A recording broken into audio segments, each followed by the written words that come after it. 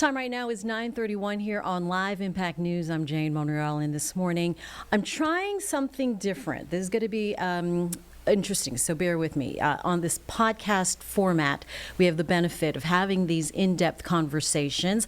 To catch you up, I did a story back in 2022 on an HOA. And homeowners came forward with multiple issues in their development. In turn, that builder, who is essentially the HOA, filed counterclaims against some of the homeowners, accusing them of defamation. So cut now to 2025, 3.5 or so years later, there was a jury trial in 2025, December of 25. That jury sided with the HOA on the defamation claims, awarding them even money. So rather than trying to unpack all of this in, 2.5, 3 minutes in what we call a package for TV, I'm using this podcast format to do this follow-up. So the homeowners are with us here in the Live Impact studio right now. We have, to my left, next to Carlene, is Sue, Stephen, Stephanie, and Michael. Thanks for joining us this morning. Thanks for having us. All right, so I gave the very basic synopsis of what just happened here. And because there are some judgments and there are motions that are pending, we're not going to name individuals. I just gave their first names. We're not going to name out and implicate the homeowner themselves. We want to talk about the experience.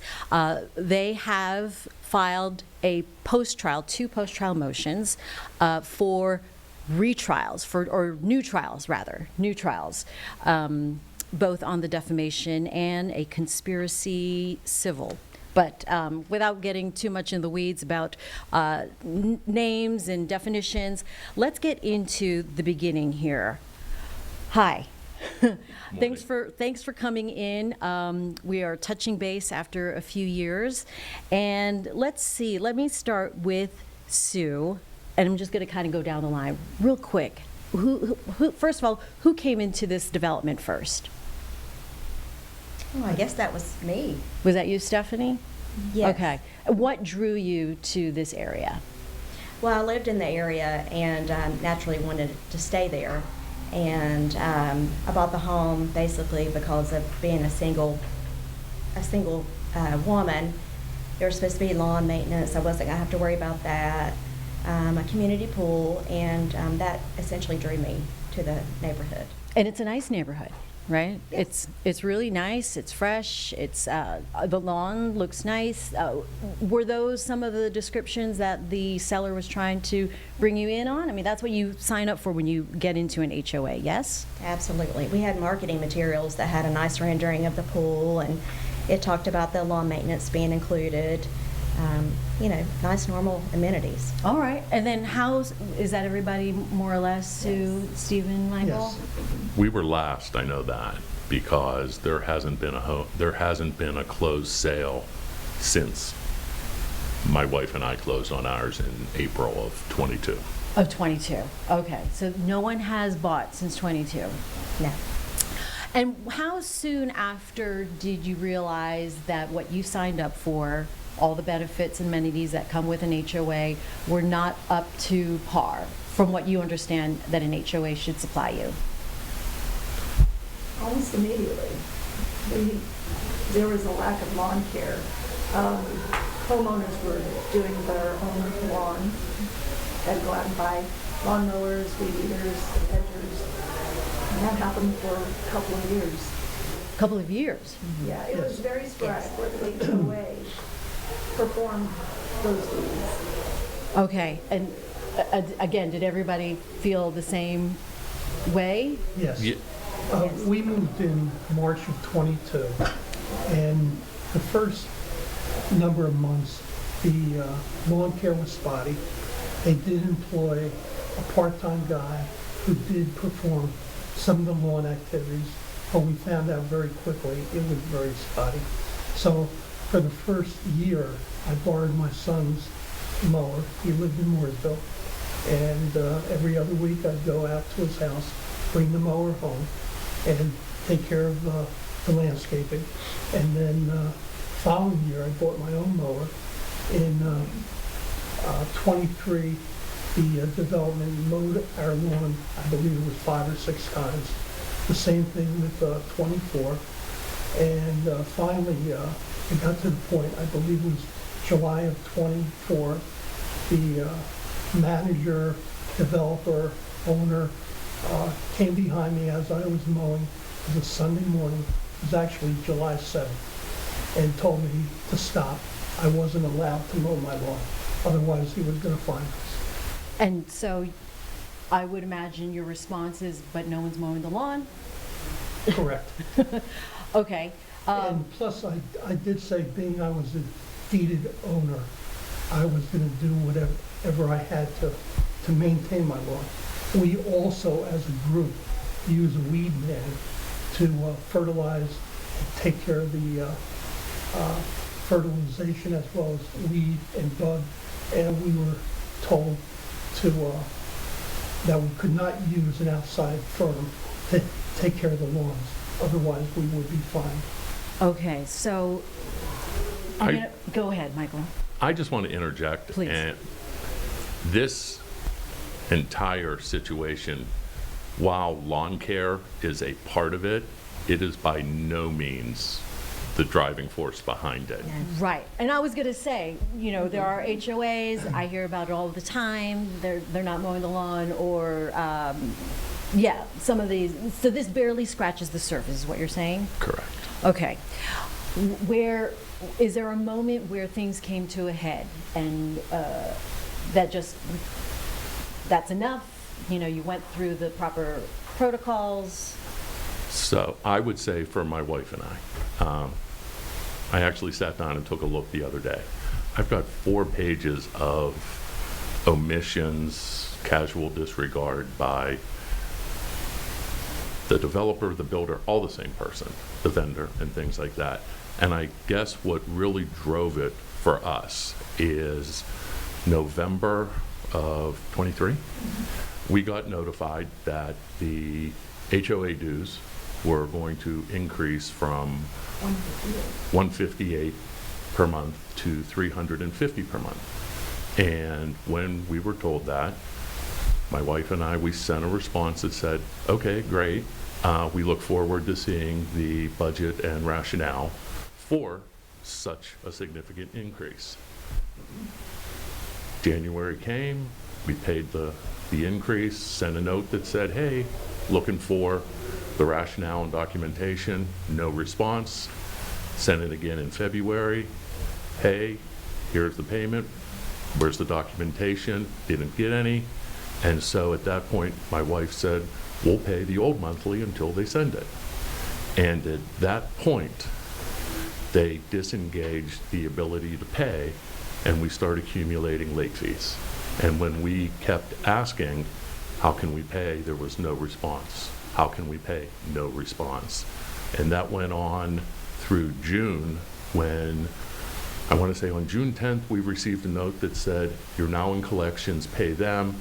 Hadn't heard anything from collections, and then on June 12th, we got the letter from the collections agency that said, hey, you're in collections, you need to pay this. So the ability to pay is through a portal, or? Yes, a portal. Yes. And you couldn't just hand a check or mail in a check? We It- could. Prior, but it was codified that the only acceptable way to pay was through a portal. That will be nameless right now. So let me understand this then. You are prevented from paying because you are knocked out of this portal, and then you are being taken to collections because you have not paid. Correct. Yes. And did that happen to everybody? Yes. All homeowners. And the portal itself, it's actually a rental portal, but it is being used for the HOA. It even says it's a rental. It's- Oh, people who rent properties in the home, in the area use that portal. And there has never been a designated homeowners portal? Okay. So dues have not been Let me, back. there were 2 property management companies. When we moved in, there was a property management company. They terminated their agreement a second property management company was brought on board. After several months, they terminated their agreement, and that's when builder-developer became landlord, and we got the access to the portal. Okay, so, And it still calls our monthly HOA dues rent. interesting. Okay, all right, so we're just sending a couple of the instances that have been going on now with the HOA slash builder slash developer slash owner. Same, all the same. And so, did they start getting the maintenance on the lawn rectified? That started after we ended up filing a lawsuit. I will say, in reading when we bought into the community and read the CCRs and asked the questions, lawn care was one of the inclusions, which, as everyone's mentioned, has been an incentive. I can say since April of '22, our beds, our front beds, have had no maintenance done on them whatsoever. There's been no mulch, I think there might have been no bush trimming. I think there may have been one time someone came through and hit the edge with a shovel, and other than that, nothing. The subcontracted, the landscape folks, is there any communication with them? We're not allowed to. Currently, we've been told that there have been 11 separate subcontractors for lawn maintenance, and that currently builder-developer has taken that role on. That's how he became a vendor to the community. Okay. We do know that builder-vendor contract as a general contractor, his license was taken away, Yes. right? Because one of you wrote to the general contractors board. Well, initially what happened was he misrepresented, or the word I'm trying to say, he manipulated inspection reports, engineering reports, which got him in trouble. He tried to say that he lost his license only because he failed to renew his license on time, but obviously the records show that's not the case. That is not the case. And seeing that no one has moved into the development since 2022, As an owner, There are renters. there are renters now. that have For moved his in. property. Okay, right. Did you consider moving out? Oh, absolutely. We would love to move out, but we can't. He's basically holding us hostage there because, number one, no one wants to come into a neighborhood with dues that high. There's no incentive for that. There's no amenities. Yeah, there's no amenities. And then secondly, if someone gets an offer on their home, he blocks the sale of it because he won't provide the HOA account documents to show that there's no monies due. And then the buyer just backs out. They back out. I'm puzzled, right? This is kind of Yes. like, Yes, he also has said several times that he's going to be imposing a $70,000 to $100,000 special assessment on each homeowner. So when a realtor hears that, or a potential buyer hears that, they're not going to do anything. And just last week, I heard that through the grapevine, our HOA dues are going to go to $1,000 a month. wow.